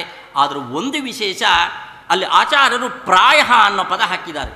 ಈ ಪ್ರಾಯ ಪದವನ್ನು ಹಾಕಿದ್ರಿಂದ ಭಾರತೀ ದೇವರಿಗೆ ವಾಯುದೇವರ ದಿನದಲ್ಲಿ ಮಾತ್ರ ಬೇರೆ ದಿವಸ ಇಲ್ಲ ಎಂಬತಕ್ಕಂಥ ಒಂದು ಅರ್ಥ ಯಾಕೆ ಬರಬಾರ್ದು ಅಂತ ಕೆಲವರು ಪ್ರಶ್ನೆ ಮಾಡಿಕೊಂಡಿದ್ದಾರೆ. ಅದಕ್ಕೆ ರಾಜರು ಹೇಳ್ತಾ ಇದ್ದಾರೆ, ಪ್ರಾಯ ಶಬ್ದಕ್ಕೆ ಭೀಮಸೇನ ದೇವರ ಗಮನ ಮಾಡಬೇಕಾದ್ರೆ ಭಾರತೀ ದೇವರಲ್ಲಿ ಎಷ್ಟು ಸನ್ನಿಧಾನ ಇರ್ತದೋ ಅಷ್ಟು ಸನ್ನಿಧಾನ ಬೇರೆಯವರು ಉಪಭೋಗ ಮಾಡ್ತಕ್ಕಂಥ ಕಾಲದಲ್ಲಿ ಭಾರತೀ ದೇವರದು ಇರೋದಿಲ್ಲ. ಆದರೆ ಅವರಿಗೆ ಕಾರ್ಯವನ್ನು ಹೊಂದಿಸ್ಕೊಡೋಕ್ಕೋಸ್ಕರ ಸೂಕ್ಷ್ಮವಾದ ಸನ್ನಿಧಾನ ಇದ್ದೇ ಇರುತ್ತೆ. ಅದು ಭೀಮಸೇನ ದೇವರಿಂದನೇ ಕೂಡಿರ್ತಕ್ಕಂಥದ್ದು ಎಂಬುದಾಗಿ ಅದನ್ನು ಸ್ಪಷ್ಟವಾಗಿ ಪ್ರಾಯ ಶಬ್ದಕ್ಕೆ ಅರ್ಥ ಏನು ಎಂಬತಕ್ಕಂಥದ್ದನ್ನು ಹೇಳ್ತಕ್ಕಂಥವರಾಗಿದ್ದಾರೆ. ಈ ರೀತಿಯಾಗಿ ಆ ಯಾವ ಸಂಸ್ಕಾರವೂ ಆಗಿದೆ, ಪಾತಿವ್ರತ್ಯಕ್ಕೂ ಹಾನಿ ಇಲ್ಲ, ಅವರವರ ಗಂಡಿಂದನೇ ಸಂಪರ್ಕ ಎಂಬತಕ್ಕಂಥದ್ದು, ಅಭಿಮಾನದ ಜನ್ಮ, ಅಭಿಮಾನದ ನಾಶ, ಕನ್ಯಾತ್ವ ಬರ್ತಕ್ಕಂಥದ್ದು, ಈ ರೀತಿಯಾಗಿ ಎಲ್ಲವೂ ಕೂಡ ಶಾಸ್ತ್ರದಲ್ಲೇ ಉಕ್ತವಾಗಿರ್ತಕ್ಕಂಥ ಯಾವ ಸಂಗತಿಯನ್ನೇ ಶ್ರೀಮದಾಚಾರ್ಯರು ಹೇಳ್ತಾ ಒಂದು ಮಾತ್ರ ಅಲ್ಲಿ ವಿಶಿಷ್ಟವಾಗಿ ಹೇಳ್ತಾ ಇದ್ದಾರೆ. ಹಾಗಾದರೆ ಅವರ ಅವಸ್ಥೆ ಎಂಥದು ಅಂತ ಅದೊಂದು ಪ್ರಶ್ನೆಗೆ ಮಾತ್ರ ಮೂರ್ಛಾ ಅಂದರೆ ಏನು? ಮೂರ್ಛೆಯೂ ಅಲ್ಲ, ಸುಷುಪ್ತಿಯೂ ಅಲ್ಲ, ಗ್ರಹಾವೇಶವೂ ಅಲ್ಲ, ಕೇವಲ ಮರಣ ಅಂತ ಆಚಾರ್ಯ ಹೇಳಿದ್ದಾರಲ್ಲ, ಯಾಕೆ ಅನ್ನೋ ಪ್ರಶ್ನೆ ಬಂದರೆ ಮೂರ್ಛೆ ಅಂದರೆ ಏನು? ಮೋಹಾವಸ್ಥೆ. ಮೋಹಾವಸ್ಥೆ ಏನಾಗುತ್ತೆ? ಯಾರಾದರೂ ಒಬ್ಬರು ಬಿದ್ದರು ಅಂತ ಕೇಳಿದರೆ ಮೋಹಾವಸ್ಥೆಯಲ್ಲಿ ಇದ್ದ ಅಂದರೆ ಮತ್ತೆ ಜ್ಞಾನ ಬಂದ ಅವನಿಗೆ ದೇಹವೆಲ್ಲ ಆಯಾಸವಾಗಿರುತ್ತೆ, ಆ ದುಃಖದ ಅನುಭವ ಅವನಿಗೆ ಇರ್ತಕ್ಕಂಥದ್ದಾಗತ್ತೆ. ಆದರೆ ಮೋಹಾವಸ್ಥೆಯಲ್ಲಿ ಹರಿಸ್ಮರಣೆ ಎಂಬತಕ್ಕಂಥದ್ದು ಇರೋದಿಲ್ಲ. ಆದರೆ ಇಲ್ಲಿ ಅವರು ಅಭಿಮಾನ ನಾಶವಾಗಿದ್ದರೂ ಬೇರೆಯವರ ಜ್ಞಾನ ಅವರಿಗೆ ಇಲ್ಲದೆ ಹೋದರೂ ಹರಿಸ್ಮರಣೆ ಮಾತ್ರ ದೇವತೆಗಳಾದ್ದರಿಂದ ಭಾರತೀ ದೇವರು ವಾಯುದೇವರವರಿಗೆ ಹರಿಸ್ಮರಣೆ ಎಂಬತಕ್ಕಂಥದ್ದನ್ನು ಕೊಡತಕ್ಕಂಥವರಾಗಿದ್ದಾರೆ. ಆದ್ದರಿಂದ ಯಾವ ಮೂರ್ಛೆಯಲ್ಲಿ ಹರಿಸ್ಮರಣೆಯ ಅಭಾವ ಇದೆಯೋ ಅಂಥ ಯಾವ ಹರಿಸ್ಮರಣೆ ಇವರಿಗೆ ಯಾವಾಗಲೂ ಇರೋದರಿಂದ ಇವರಿಗೆ ಮೂರ್ಛಾವಸ್ಥೆ ಅಂತ ಹೇಳಲಿಕ್ಕೆ ಬರುವುದಿಲ್ಲ. ಇನ್ನು ನಂತರದಲ್ಲಿ ಸುಷುಪ್ತಿ ಹೇಳೋಣ ಅಂತ ಕೇಳಿದ್ರೆ ಏನು ಸುಷುಪ್ತಿ ಅಂದರೆ ಸರ್ವೇಂದ್ರಿಯ ಉಪರಮಃ ಸುಷುಪ್ತಿ ಅಂತ ಹೇಳ್ತಾ ಇದ್ದೇವೆ. ಆದ್ದರಿಂದ ಕೇವಲ ಸುಖದ ಅನುಭವ, ಅಹಂ ಎಂಬತಕ್ಕಂಥ ಅನುಭವ ಇದ್ದರೂ ಕೂಡ ಅಲ್ಲಿ ಹರಿಸ್ಮರಣೆಯ ಅಭಾವ ಇದೆ. ನಮಗೆ ಸುಷುಪ್ತಿ ಒಳಗೆ ಮಲಗಿರ್ತೇವೆ, ಏತಾವತ್ ಕಾಲ ಸುಖಂ ಸುಪ್ತೋಸ್ಮಿ ಇಂಥ ಬೆಳಗಾಗಿದ್ದು ನಮಗೆ ಸುಖವಾಗಿದ್ದೆ ಅಂತ ಹೇಳ್ತೇವೆ. ಆದರೆ ಹರಿಸ್ಮರಣೆ ಇರುತ್ತಾ ಅಂತ ಕೇಳಿದ್ರೆ ಹರಿಸ್ಮರಣೆ ಇರೋದಿಲ್ಲ. ಅದಕ್ಕೋಸ್ಕರನೇ ಯಾವ ಈ ಚಾತುರ್ಮಾಸದ ಹಂತದಲ್ಲಿ ಧಾತ್ರಿ ಹವನ ಮಾಡ್ತೇವೆ, ಆ ಧಾತ್ರಿ ಹವನ ಮಾಡ್ತಕ್ಕಂಥ ಕಾಲದಲ್ಲಿ ಜಾಗೃತ ಸಪ್ತ ಸುಷುಪ್ತ್ಯಾದಿ ಅವಸ್ಥೆಗಳಲ್ಲಿ ಮಾಡಿರ್ತಕ್ಕಂಥ ಪಾಪ ಅಂತ ಅಲ್ಲಿ ಪ್ರಯೋಗ ಮಾಡಿದ್ದಾರೆ. ಜಾಗೃತಿಯಲ್ಲಿ ಸ್ವಪ್ನದಲ್ಲಿ ಪಾಪ ಮಾಡಲಿಕ್ಕೆ ಅವಕಾಶ ಉಂಟು, ಆದರೆ ಸುಷುಪ್ತಿಯಲ್ಲಿ ಎಲ್ಲ ಇಂದ್ರಿಯಗಳು ಉಪರಮಾಗಿದೆ ಅಂದರೆ ಪಾಪಕ್ಕೆ ಅವಕಾಶ ಎಲ್ಲಿ ಅನ್ನೋ ಪ್ರಶ್ನೆ ಬರ್ತದೆ. ಅದರ ಸಂಕಲ್ಪದಲ್ಲಿ ಇದೆ. ಅದು ಹೇಗೆ ಅಂತ ಕೇಳಿದ್ರೆ ಸುಷುಪ್ತಿಯಲ್ಲಿ ನಮಗೆ ಹರಿಸ್ವಿಸ್ಮರಣೆ ಇದೆ. ಆಚಾರ್ಯರು ಹೇಳ್ತಾ ಇದ್ದಾರೆ ಹರಿಸ್ವಿಸ್ಮರಣೆ ಎಂಬತಕ್ಕಂಥದ್ದೇ ಮಹಾಪರಾಧ ಅಂತ ಹೇಳಿದ್ದಾರೆ. ಆದ್ದರಿಂದನೇ ಆ ಯಾವ ಇದನ್ನು ಇಟ್ಕೊಂಡೇನೆ ಆ ಅವಸ್ಥೆಯಲ್ಲಿ ಮಾಡ್ತಕ್ಕಂಥ ಪಾಪ ಇವನಿಗಿದೆ, ಆದರೂ ಕೂಡ ಅದೂ ಪರಿಹಾರವಾಗತ್ತೆ ಅನ್ನಬೇಕಾದ್ರೆ ಒಂದು ಸಂಸ್ಕಾರ ನಮಗೆ ಎಷ್ಟೆಷ್ಟು ಪಾಪಗಳನ್ನು ಕಳೀತಿ ಎಂಬತಕ್ಕಂಥದ್ದು ಶಾಸ್ತ್ರ ನಮಗೆ ತೋರಿಸ್ಕೊಡ್ತಕ್ಕಂಥ ಇದೆ ಅಂತ ಕೇಳ್ತಾ ಇದ್ದೇವೆ. ಆದ್ದರಿಂದ ಹರಿಸ್ಮರಣೆ ಅಭಾವ ಎಂಬತಕ್ಕಂಥದ್ದು ಸುಷುಪ್ತಿಯಲ್ಲಿ ಇದೆ ಅಂತ ಏನು ಶಾಸ್ತ್ರ ಹೇಳ್ತಾ ಇದೆ, ಆ ರೀತಿಯಾಗಿರ್ತಕ್ಕಂಥ ಹರಿಸ್ಮರಣೆ ಇವರಲ್ಲಿ ಅಭಾವ ಇಲ್ಲ, ಹರಿಸ್ಮರಣೆ ಇದೆ. ಆದ್ದರಿಂದ ಸುಷುಪ್ತಿಯೂ ಅಲ್ಲ. ಇನ್ನು ಗ್ರಹಾವೇಶ, ಯಾರಾದರೂ ಪಿಶಾಚಿ ಮೆಟ್ಟುಕೊಂಡವನು ಅಂತ ಕೇಳಿದರೆ ಗ್ರಹಾವೇಶ ಎಂಬತಕ್ಕಂಥದ್ದಿದ್ದ ಕಾಲದಲ್ಲಿ ಶಾರೀರದಿಂದ ಸುಖ ದುಃಖ ಭೋಗ ಎಂಬತಕ್ಕಂಥದ್ದು ಇಬ್ಬರಿಗೂ ಇರುತ್ತೆ. ಯಾಕೆ ಪಿಶಾಚಿ ಮೆಟ್ಕೊಂಡಾದ್ರೆ ಒಂದು ಪಾಪಕ್ಕೆ ತಿನ್ನೋನು ಒಂದು ಸೇರಕ್ಕೆ ತಿಂತಾ ಇರ್ತಾನೆ, ಆ ತಿಂದಿದ್ದನ್ನು ಅನುಭವಿಸ್ತಾನೆ. ಆದರೆ ಪಿಶಾಚಿ ಹೋದ ನಂತರದಲ್ಲಿ ಅಯ್ಯೋ ಅಂತ ದುಃಖವನ್ನು ಅನುಭವಿಸ್ತಾನೆ. ಅಂದ ಮೇಲೆ ಸರಿ, ಆ ಒಳಗಿರ್ತಕ್ಕಂಥ ಪಿಶಾಚಿ ತಿಂದಿದ್ದರಿಂದ ಅದಕ್ಕೆ ಸುಖವಾಯಿತು, ಅದು ಹೋದ ಮೇಲೆ ದುಃಖ ಎಂಬತಕ್ಕಂಥದ್ದು ಇವನಿಗೆ ಆಗ್ತಾ ಇದೆ. ಅದರಿಂದ ಇಬ್ಬರಿಗೂ ಭೋಗ ಎಂಬತಕ್ಕಂಥದ್ದು. ಆದ್ದರಿಂದ ಪಿಶಾಚಿ ಮೆಟ್ಕೊಂಡಾಗ ನರ್ತನ ಮಾಡ್ತಾನೆ, ಬಿಟ್ಟಾಗ ನರ್ತನ ಮಾಡೋದಲ್ಲ, ದುಃಖದಿಂದ ನರತಕ್ಕಂಥವನಾಗ್ತಾನೆ. ಆದ್ದರಿಂದ ಇಲ್ಲಿ ಅವು ಎರಡೂ ಕಾಣ್ತಕ್ಕಂಥದ್ದಾಗಿಲ್ಲ. ಆದ್ದರಿಂದ ನ ಆವೇಶವಚ್ಚ ಎಂಬತಕ್ಕಂಥ ಪದದಿಂದ ಇದು ಗ್ರಹಾವೇಶವೂ ಅಲ್ಲ ಅಂತ ಹೇಳ್ತಕ್ಕಂಥವರಾಗಿದ್ದಾರೆ. ಇನ್ನು ಮರಣ ಅಂತ ಇಟ್ಕೊಂಬೋಣ ಅಂತ ಕೇಳಿದ್ರೆ ಮರಣವೇ ಸರಿ ಅಂತ ಹೇಳಿಬಿಟ್ರು ಆಚಾರ್ಯರು. ಯಾಕೆ ಮರಣದಲ್ಲಿ ಏನಾಗುತ್ತೆ, ಅಭಿಮಾನ ಎಂಬತಕ್ಕಂಥದ್ದು ನಾಶವಾಗಿ ಹೋಗಿರುತ್ತೆ, ಆದರೆ ಜ್ಞಾನಿಗಳಲ್ಲಿ ಹರಿಸ್ಮರಣೆ ಇರುತ್ತೆ. ಯಾಕೆ ಅಂತ್ಯಕಾಲದಲ್ಲಿ ಲಯಚಿಂತನೆ ಮಾಡಿಯೇ ಆ ಊರ್ಧ್ವಗಮನವನ್ನು ಬ್ರಹ್ಮರಂಧ್ರ ಸ್ಫೋಟ ಪರಸ್ಪರವಾಗಿ ಜ್ಞಾನಿಗಳು ಹೋಗ್ತಕ್ಕಂಥವರಾದ್ದರಿಂದ ಹರಿಸ್ಮರಣೆ ಎಂಬತಕ್ಕಂಥದ್ದು ಮರಣದಲ್ಲಿ ಇರತಕ್ಕಂಥದ್ದಾಗುತ್ತೆ, ಅಭಿಮಾನ ನಾಶವಾಗಿರುತ್ತೆ. ಹಾಗೆ ಇಲ್ಲೇನಾಗಿದೆ, ಇವರಿಗೆ ಅಭಿಮಾನದ ನಾಶವಾಗಿದೆ ಆಯಾ ಸ್ತ್ರೀಯರುಗಳಿಗೆ ಆಯಾ ಪುರುಷರಿಗೆ, ಆದರೆ ಹರಿಸ್ಮರಣೆ ಎಂಬತಕ್ಕಂಥದ್ದು ಯಾವಾಗಲೂ ಇದೆ. ಅದರಿಂದ ಆಯಿತು ಅಭಿಮಾನ ನಾಶ, ಹರಿಸ್ಮರಣೆ ಎಂಬತಕ್ಕಂಥದ್ದು ಯಾವ ಮರಣದಲ್ಲಿ ಇದೆಯೋ ಅದು ಕಂಡು ಬರ್ತಾ ಇದೆ. ಆದ್ದರಿಂದ ಇದು ಮರಣವೇ ಅವಸ್ಥೆ ಎಂಬತಕ್ಕಂಥದ್ದನ್ನು ಆಚಾರ್ಯರು ಸ್ಪಷ್ಟವಾಗಿ ಹೇಳ್ತಕ್ಕಂಥವರಾಗಿದ್ದಾರೆ. ತತಯೇವ ಮೃತೆ ಸ್ವರೂಪ ಎಂಬತಕ್ಕಂಥದ್ದರಿಂದ ಈ ರೀತಿಯಾಗಿರ್ತಕ್ಕಂಥ ದ್ರೌಪದಿ ಪ್ರಕರಣ ಎಂಬತಕ್ಕಂಥದ್ದು ಯಾವ ಸಕಲವಾಗಿರ್ತಕ್ಕಂಥ ಎಲ್ಲ ದೋಷಗಳನ್ನು ಪರಿಹಾರ ಮಾಡಿ ಆ ಯಾವ ಭಾರತೀದೇವಿಯರೂ ಶುದ್ಧರು, ವಾಯುದೇವರು ಶುದ್ಧರು, ಒಳಗಿರ್ತಕ್ಕಂಥವರು ಶುದ್ಧರು ಎಂಬತಕ್ಕಂಥದ್ದನ್ನು ಸ್ಪಷ್ಟವಾಗಿ ತೋರಿಸ್ತಕ್ಕಂಥದ್ದಾಗಿದೆ. ಇನ್ನು ಈ ದ್ರೌಪದಿ ಪ್ರಕರಣವನ್ನು ಮಹಾಭಾರತದಲ್ಲಿದ್ದೇನೋ ಹೇಳಿಬಿಟ್ವೋ, ಆದರೆ ಇಲ್ಲಿ ಇನ್ನೊಂದು ಪ್ರಶ್ನೆ ಬರ್ತಾ ಇದೆ. ಏನು ಅಂತ ಕೇಳಿದ್ರೆ, ಇವತ್ತು ವಾದರಾಜರನ್ನು ನೋಡಿರ್ತಕ್ಕಂಥ ಕಾಲದಲ್ಲಿ ಅವರ ಗ್ರಂಥಗಳನ್ನು ಆ ಯಾವ ಗ್ರಂಥದಲ್ಲಿ ಅಹಂತು ಮಾನುಷ ಅಂತ ಹೇಳಿಕೊಂಡಿದ್ದಾರೆ, ಆದ್ದರಿಂದ ಇವರು ಮನುಷ್ಯರೇ ಯಾಕಾಗಬಾರದು ಅಂತ ಇವತ್ತು ಆಕ್ಷೇಪ ಎಂಬತಕ್ಕಂಥದ್ದನ್ನು ರಾಜರಲ್ಲಿ ಮಾಡ್ತೇವೆ. ಆದರೆ ಆಚಾರ್ಯರು ಇದೇ ಪ್ರಕರಣದಲ್ಲಿ ಹೇಳ್ತಾರೆ, ರುಜುಗಳಿಗೂ ಮಾನುಷ ಭಾವ ಉಂಟು ಎಂಬತಕ್ಕಂಥದ್ದನ್ನು ಇಲ್ಲಿ ಹೇಳ್ತಾ ಇದ್ದಾರೆ. ಮಾನುಷಾನ್ನುಪಭೋಗೇನ ಸಂಸರ್ಗಾನ್ ಮಾನುಷೇಷು ಚ ಮನುಷ್ಯಪುತ್ರತಾಯ ಚ ಭಾವೋ ಮಾನುಷ ಏತಯೋ ಅಪೂನ್ನಾತಿತರಾಮಾಸಿಂ ತದಯೋನಿತ್ವ ಹೇತುತಃ. ಯದ್ಯಪಿ ಆ ಯಜ್ಞ ವೇದಿಕೆಯಿಂದ ಹುಟ್ಟಿರ್ತಕ್ಕಂಥವರಾದ್ದರಿಂದ ದೃಷ್ಟದ್ಯುಮ್ನ ಆಗಲಿ ದ್ರೌಪದಿ ಆಗಲಿ ಅಯೋನಿಜರು, ಆದರೆ ನನ್ನ ಮಕ್ಕಳು ಎಂಬತಕ್ಕಂಥ ಆ ಪುತ್ರತ್ವ ಎಂಬತಕ್ಕಂಥದ್ದನಿಗೆ ದೃಪದನಿಗೆ ಇದೆ. ಹಾಗೆ ಮಾನುಷಾನ್ನವನ್ನು ತಿಂತಕ್ಕಂಥವರಾಗಿದ್ದಾರೆ. ಹಾಗೆ ಮನುಷ್ಯರ ಸಂಸರ್ಗ ನಡೀತಿದೆ. ಅದರಿಂದ ಅಯೋನಿಜರಾಗಿದ್ದರೂ ಕೂಡ ಅತಿ ಹೆಚ್ಚು ಮಾನುಷ ಭಾವ ಇಲ್ಲದೇ ಇದ್ದರೂ ಕೂಡ ಮಾನುಷ ಭಾವ ಎಂಬತಕ್ಕಂಥದ್ದು ಸ್ವಲ್ಪ ಇದ್ದೇ ಇದೆ ಅಂತ ಆಚಾರ್ಯ ಹೇಳ್ತಾ ಇದ್ದಾರೆ. ಇಲ್ಲಿ ದೃಷ್ಟದ್ಯುಮ್ನಿಗೆ ಹೇಳಿದರೂ ಒಪ್ಕೋಬೋದಾಗಿತ್ತು, ಆದರೆ ಭಾರತೀದೇವರಿಗೆ ಹೇಳಿದ್ರೆ ಹಿಂಗೆ ಒಪ್ಕೊಳ್ಳೋದು ಅದು ಶಾಸ್ತ್ರಕ್ಕೆ ವಿರುದ್ಧ. ಮಾನುಷಾನ್ನ ಉಪಯೋಗ ಮಾಡಿದರೂ ಅವರಿಗೆ ಯಾವುದೇ ವಿಕಾರ ಇಲ್ಲ ಅಂತ ಶಾಸ್ತ್ರ ಹೇಳ್ತಾ ಇದೆ. ಯಾಕೆ ನಿರಭಿಮಾನಿ ವಾಯು ಅಂತ, ಹಾಗಿದ್ದ ಮೇಲೆ ಅವರಿಗೆ ವಿಕಾರ ಎಲ್ಲಿಂದ ಬರ್ತದೆ ಅಂದರೆ ಆಚಾರ್ಯ ಹೇಳ್ತಾ ಇದ್ದಾರೆ, ರುಜುಗಳು ಯದ್ಯಪಿ ಈ ಯಾವ ಭೂಮಂಡಲದಲ್ಲಿ ಹುಟ್ಟಿರ್ತಕ್ಕಂಥ ಕಾಲದಲ್ಲಿ ತಮಗೆ ಮಾನುಷ ಭಾವ ಇಲ್ಲದೆ ಹೋದರೂ ಮಾನುಷ ಭಾವದಂತೆ ತೋರಿಸ್ಕೊಳ್ತಕ್ಕಂಥವರಾಗ್ತಾರೆ. ಅದನ್ನು ಇಟ್ಟುಕೊಂಡು ಅವರಿಗೆ ಮಾನುಷ ಮಾನುಷ ಅಂತ ನಾವು ಪ್ರಯೋಗ ಮಾಡಿದ್ದಾರೆ. ದ್ರೌಪದಿ ದೇವರು ನೋಡಿ ಹಾಸ್ಯ ಮಾಡಿದ್ದಕ್ಕೆ ಹೇಗೆ ಆ ಮುದ್ಗಲರು ಅತ್ಯಂತ ಘೋರವಾದ ಅವಸ್ಥೆಯನ್ನು ಅನುಭವಿಸಬೇಕಾಯ್ತೋ ಹಾಗೆ ನಾವು ಕೂಡ ನರಕಾದಿಯನ್ನು ಅನುಭವಿಸಬೇಕಾಗತ್ತೆ. ಅದನ್ನು ಮಾನುಷ ಪ್ರಯೋಗ ಇದ್ದಾಕ್ಷಣಕ್ಕೆ ಅದನ್ನು ಇಟ್ಟುಕೊಂಡು ಅವರನ್ನು ಹಾಸ್ಯ ಕುಚೋದ್ಯ ಇತ್ಯಾದಿಗಳನ್ನು ಮಾಡ್ತಕ್ಕಂಥ ಸ್ವರೂಪವನ್ನು ಅನ್ನಗೆಳ್ತಕ್ಕಂಥದ್ದು ಸರಿಯಲ್ಲ ಎಂಬತಕ್ಕಂಥದ್ದು ಸ್ಪಷ್ಟವಾಗಿ ಗೊತ್ತಾಗ್ತಕ್ಕಂಥದ್ದಾಗತ್ತೆ.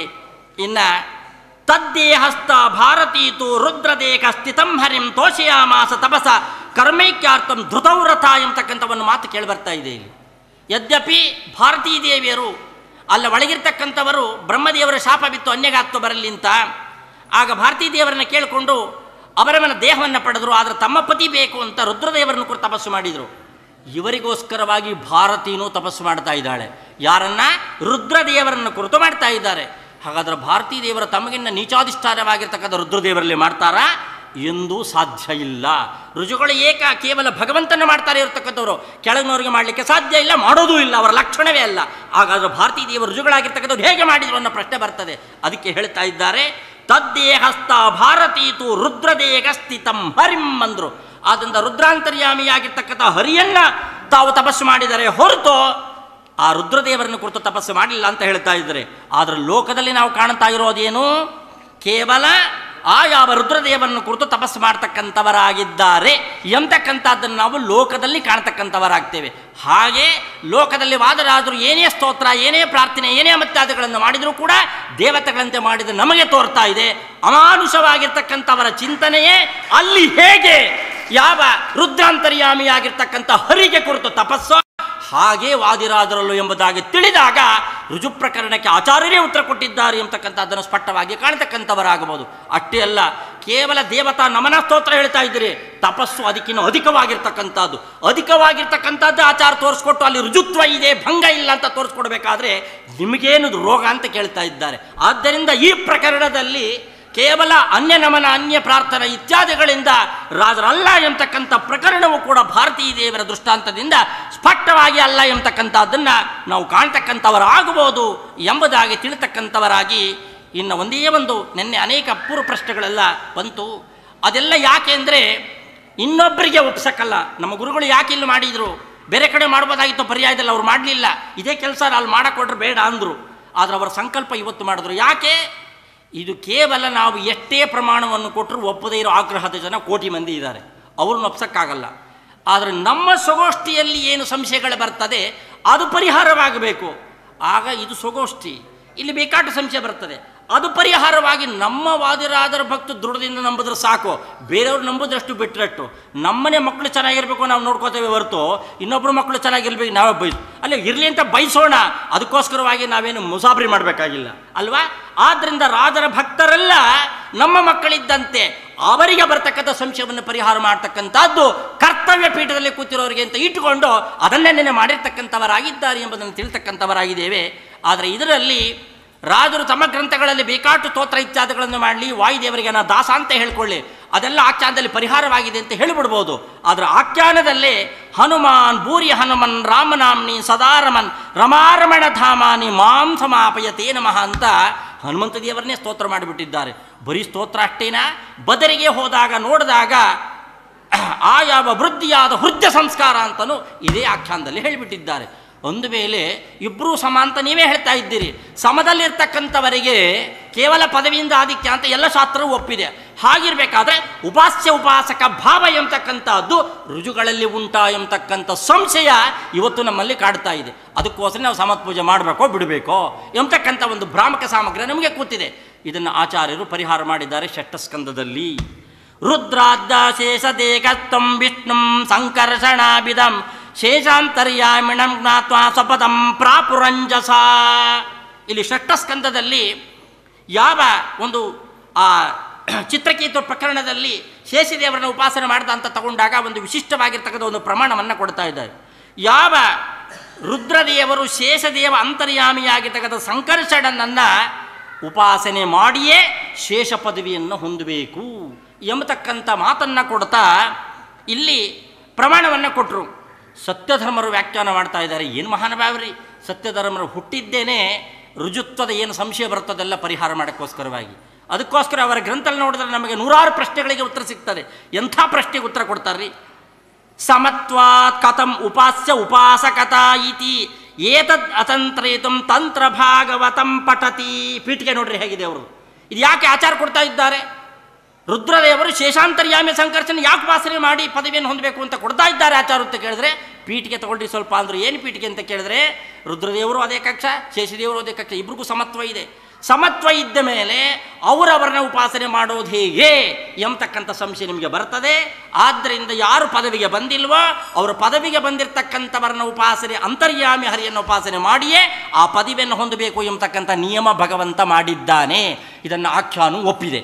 ಆದ್ದರಿಂದ ಈ ವಿಚಾರದಲ್ಲಿ ಎರಡು ಮಾತಿಲ್ಲ. ಅದಕ್ಕೇನೆ ವೇದವೇದ್ರೇ ಕ್ರಮಾತ್ಮಸಾಮ್ಯ ಸಂಗಮಂ ಅಂತ ಹೇಳ್ತಾ ಇದ್ದಾರೆ. ಆದ್ದರಿಂದನೇ ವೇದ್ಯರಲ್ಲಿ ಕೂರ್ತು ನಾನಿದ್ದೇನೆ, ನಾನೇ ಪರ್ಯಾಯ ಮಾಡಿದ್ದೇನೆ ಅಂತ ಹೇಳ್ತಾ ಇದ್ದಾರೆ.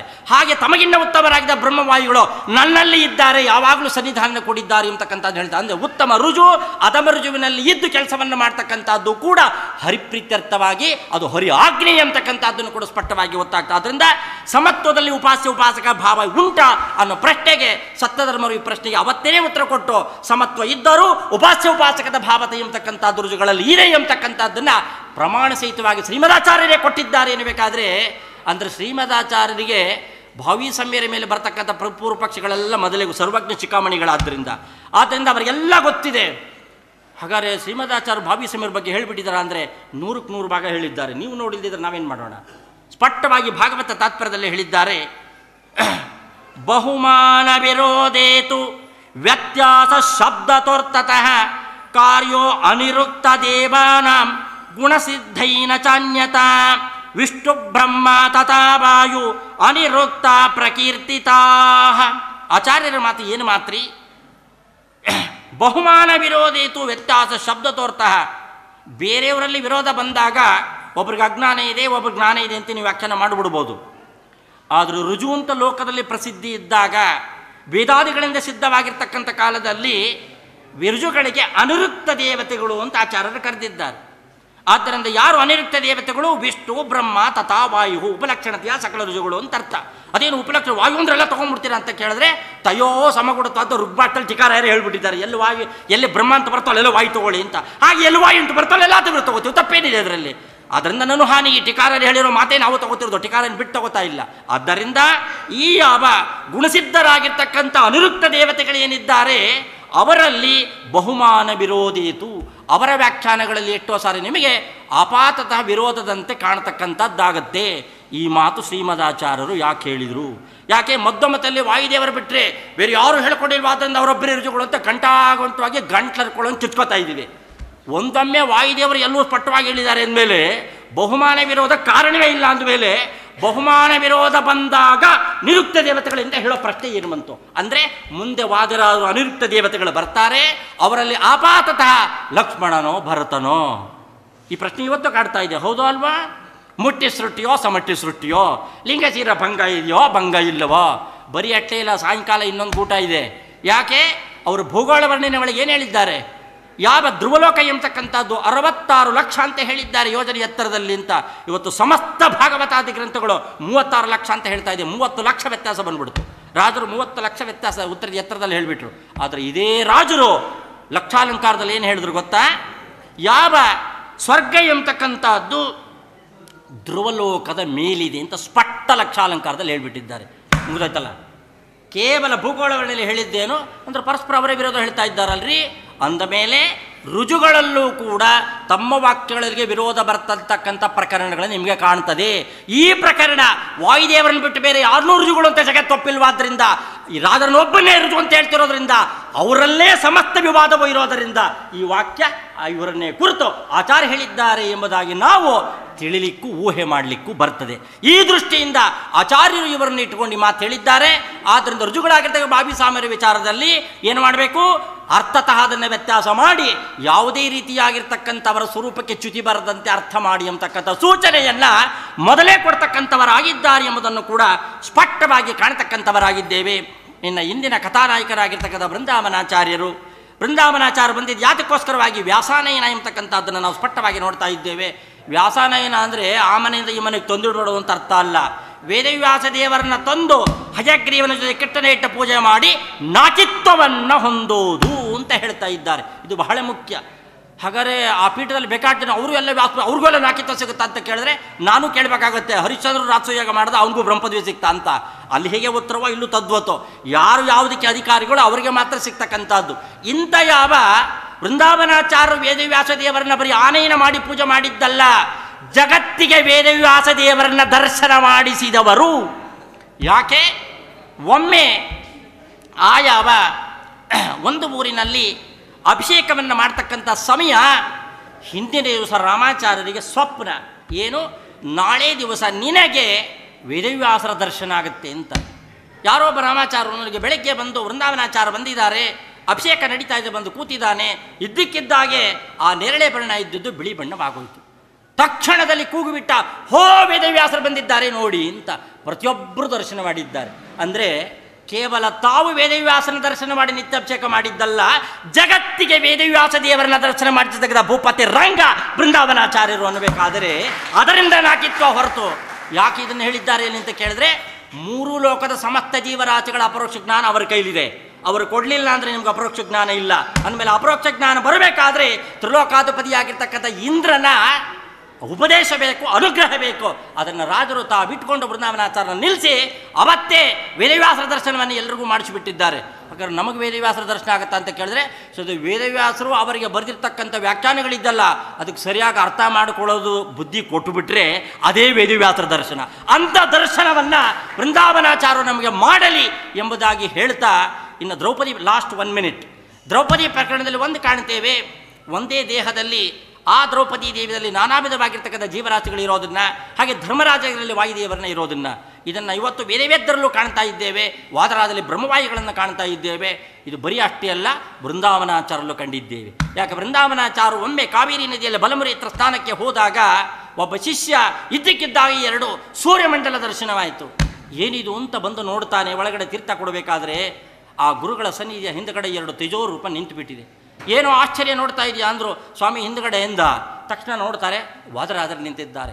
ಅವತ್ತಿನಿಂದ ಗುರುಪಂಗವರು ಏನು ಮಾಡಿದ್ದಾರೆ, ಆ ಯಾವ ಪೀಠವನ್ನು ನಾನು ಕೂತ್ಕೊಳ್ಳೋದಿಲ್ಲ, ನೆಲೆ ಮೇಲೆ ಕೂತ್ಕೋತೀನಿ ಅಂತ ಒಂದು ಪೀಠವನ್ನು ಖಾಲಿ ಹಾಕ್ಲಿಕ್ಕೆ ಶುರು ಮಾಡಿಬಿಟ್ರು. ಅಂದರೆ ವಾದಿರಾಜರು ಬಂದು ಕೂತಿದ್ದಾರೆ ಅಂತ. ಅಂದರೆ ಸಾಕ್ಷಾತ್ ವೃಂದಾವನಾಚಾರ್ಯಲ್ಲಿ ವಾದರಾಜರು ಪುತ್ರರಾಜರು ನಿಂತು ಸಕಲ ವ್ಯಾಪಾರವನ್ನು ಮಾಡೋದಷ್ಟೇ ಅಲ್ಲ, ಜನಗಳಿಗೆ ಪ್ರದರ್ಶನ ಮಾಡಿಸಿದರು. ಅವತ್ತು ವೇದವ್ಯಾಸ ದೇವರು ಹೇಗೆ ಪಂಚಕನ್ಯಾತ್ವವನ್ನು ದೃಪದನಿಗೆ ಪ್ರದರ್ಶನ ಮಾಡಿಸಿದರೋ, ಹಾಗೆ ವೃಂದಾವನಾಚಾರ್ಯಲ್ಲಿರ್ತಕ್ಕಂಥ ಭೂತರಾಜರನ್ನ ವಾದರಾಜರನ್ನ ನೋಡಿರ್ತಕ್ಕಂಥ ಜನತೆಯೇ ಧನ್ಯ ಪ್ರದರ್ಶನವನ್ನು ಮಾಡಿಸಿದ್ದಾರೆ ಅವತ್ತಿನ ಪ್ರತ್ಯಕ್ಷಕ್ಕೆ. ಇದು ಅವತ್ತು ಅಂತ ತಿಳ್ಕೋಬೇಡಿ, ಇವತ್ತು ವೃಂದಾವನಾಚಾರ್ಯನ ಭಾವೀಂದ್ರ ಅಂತ ಉಪಾಸನೆ ಮಾಡಿದರೆ ಭಾವಿ ಸಮಯದ ಸನ್ನಿಧಿಯಲ್ಲೇ ನಮಗೂ ಕೂಡ ಖಂಡಿತವಾಗಿ ಅಪರೋಕ್ಷ ಜ್ಞಾನವನ್ನು ಕೊಡ್ತಕ್ಕಂಥವರಾಗ್ತಾರೆ, ವ್ಯಾಸರ ದರ್ಶನವನ್ನು ಮಾಡ್ತಕ್ಕಂಥವರಾಗ್ತಾರೆ. ಅದರಲ್ಲಿ 2 ಮಾತೇ ಇಲ್ಲ ಎಂಬತಕ್ಕಂಥದ್ದನ್ನು ಹೇಳ್ತಾ ನನ್ನ ಯಾವ ಉಪನ್ಯಾಸವನ್ನು ಮುಗಿಸ್ತಕ್ಕಂಥವನಾಗಿದ್ದೇನೆ. ಆದರೆ 10 ನಿಮಿಷ ಜಾಸ್ತಿ ಆಯಿತು, ದಯವಿಟ್ಟು ಶ್ರೀಗಳವರು ಕ್ಷಮಿಸಬೇಕು ಅಂತ ಕೇಳ್ಕೊಳ್ತಾ. ಯಾಕೆ? ನಾವು ಬಂದಿರೋದೇ ರುಜು ಉಪಾಸನೆಗೆ. ಆದ್ದರಿಂದ ರುಜುತ್ವ ಉಪಾಸಕರು ಹೇಗಿರಬೇಕು ಎಂಬತಕ್ಕಂಥದ್ದನ್ನು ಸ್ಪಷ್ಟವಾಗಿ ನೋಡ್ತಕ್ಕಂಥವರಾಗಬೇಕು. ಟೀಕಾರ್ಯಾರು ಎಷ್ಟೋ ಕಡೆ ಅಯೋಗ್ಯಂ ಪ್ರತ್ಯಕ್ಷಂ ಅಸ್ಮದಾದೀನಾಮ್ ಅಂತ ಒಂದು ಕಡೆ ಹೇಳಿಬಿಟ್ಟಿದ್ದಾರೆ ತತ್ವನಿರ್ಣಯದಲ್ಲಿ. ನಾವು ಅಯೋಗ್ಯಗಳು ಅಂತ ಹೇಳ್ಕೊಂಬಿಟ್ರು. ಅಂದಾಟಿಕೆ ಟೀಕಾರರು ಅಯೋಗ್ಯಗಳು ಅಂತ ಯಾರ ಬಾಯಿಲಾದರೂ ಬರುತ್ತೇನೆ ರೀ. ಅಲ್ಲಿ ಮಾತ್ರ 32 ಬಿಟ್ಕೊಂಡು ಟೀಕಾರರು ಸರ್ವಕಲ್ಪರು ಅಂತ ನಾವು ವಾದ ಮಾಡ್ತೇವೆ. ಬಾವಿ ಸಮೀರ ವಾದಕ್ಕೆ ಬಂದು ಮಾಡಿಬಿಟ್ರೆ ಅದು ವಿಚಾರ ಮಾಡಬೇಕು, ಶ್ಲೋಕ ನೋಡಬೇಕು, ಪ್ರಶ್ನೆ ಮಾಡಬೇಕು. ಅಲ್ಲಿ ಮಾತ್ರ ವಿಚಾರವೇ ಬೇಕಿಲ್ಲ. ಯಾಕ್ರಿ ದುರ್ಬುದ್ಧಿ? ಅದರಿಂದ ಇಂಥ ಬುದ್ಧಿಗಳೆಲ್ಲ ಬಿಟ್ಟು ಬಾವಿ ಸಮೀರು ಎಂಬತಕ್ಕಂಥ ಗ್ರಂಥದಲ್ಲಿ ವಿಶ್ವಾಸ ಮಾಡಿ ನೋಡಿ. ಆಗ ನೀವು ವಾದರಾಜರ ಪ್ರಸಾದಕ್ಕೆ ಪಾತ್ರರಾಗ್ತೀರಾ ಇಲ್ವಾ? ಅನುಭವದಲ್ಲಿ ನೋಡಿ. ನಮ್ಮದು ಅನುಭವ ಶಾಸ್ತ್ರ. ಇಂಥ ಅನುಭವವನ್ನು ಕೊಡಲಿಕ್ಕೆ ವಾದರಾಜರು ತಾವು ಸ್ವಪ್ನ ವೃಂದಾವನಾಖ್ಯವನ್ನು ಮಾಡಿ ವೃಂದಾವನಾಚಾರ್ಯ ನಮಗೆ ಗುರುಗಳಾಗಿ ಕೊಡ್ತಕ್ಕಂಥವರಾಗಿದ್ದಾರೆ. ಅಂಥ ಪೀಠದಲ್ಲಿ ಕೂತಿರ್ತಕ್ಕಂಥ ವಿಶ್ವವಲ್ಲಭರ ಅನುಗ್ರಹಕ್ಕೆ ಪಾತ್ರ ಆಗೋದೇ ನಮ್ಮ ಕರ್ತವ್ಯ. ಇವರ ಮುಖಾಂತರವಾಗಿ ವೃಂದಾವನಾಚಾರ ನೋಡ್ತಕ್ಕಂಥದ್ದು ನಮ್ಮ ಕರ್ತವ್ಯ. ಅದಕ್ಕೆ ಇವತ್ತು ವೃಂದಾವನಾಚಾರ ವಿಶಿಷ್ಟವಾಗಿರ್ತಕ್ಕಂಥ ಆರಾಧನೆ ನಮ್ಮ ಭಾಗ್ಯಕ್ಕೆ ಬಂದಿದೆ. ಯಾವ ವಿಶ್ವಾತ್ಮರ ಕಾಲದಲ್ಲಿ ಆಖ್ಯಾನ ಎಂಬತಕ್ಕಂಥ ಶಿಲಾಲಿಕವನ್ನು ನೋಡಿದುವ, ಇವತ್ತು ಇವರಲ್ಲಿ ನೋಡ್ತಕ್ಕಂಥವರಾಗಿದ್ದೀವಿ ಅಂತಕ್ಕಂಥ ಭಾಗ್ಯ ನಮ್ಮದಾಗಿದೆ. ಇಂಥ ಭಾಗ್ಯಕ್ಕೆ 8 ಜನ್ಮದ ಪುಣ್ಯವೋ ನಾವು ಇಟ್ಟು ಹೇಳಿದರೂ ಸಾಲದು. ಈ ಪುಣ್ಯವೆಲ್ಲ ಆ ಗುರುಗಳಿಂದ ಬಂದಿರತಕ್ಕಂಥದ್ದು. ಏನೋ ಬಾಲಕ ಕೂತಾಗ 2 ಮಾತಾಡಿರ್ತೇನೆ, ದಯವಿಟ್ಟು ವಿದ್ವಾಂಸರೆಲ್ಲ ಕ್ಷಮಿಸಬೇಕು. ಗುರುಗಳು ನಮ್ಮ ತಪ್ಪನ್ನು ಕ್ಷಮಿಸಿ ನನ್ನನ್ನು ಉದ್ಧಾರ ಮಾಡಬೇಕು ಅಂತ ಕೇಳ್ಕೊಂಡು ಆಚಾರ್ಯರು ಉಪನ್ಯಾಸವನ್ನು ನೀಡಿದ್ದಾರೆ. ಅವರಿಗೆ ಶ್ರೀಮಠದಿಂದ ಅನಂತ ಧನ್ಯವಾದಗಳನ್ನು ಸಮರ್ಪಣೆ ಮಾಡ್ತಾ ಶ್ರೀಪಾದಂಗಳವರಿಂದ ಅನುಗ್ರಹ ಮಂತ್ರಾಕ್ಷತೆಯನ್ನು ಪಡಿಬೇಕಾಗಿ ಅಪೇಕ್ಷಿಸ್ತಾ ಇದ್ದೇನೆ. ಹಾಗೆ ಅವಧಾನಿ ಸುಬ್ರಹ್ಮಣ್ಯ ಭಟ್ಟರು ಕೂಡ ಶ್ರೀಪಾದಂಗಳವರಿಂದ ಅನುಗ್ರಹ ಮಂತ್ರಾಕ್ಷತೆಯನ್ನು ಪಡಿಬೇಕಂತ ಕೇಳ್ಕೊಳ್ತಾ ಇದ್ದೇನೆ.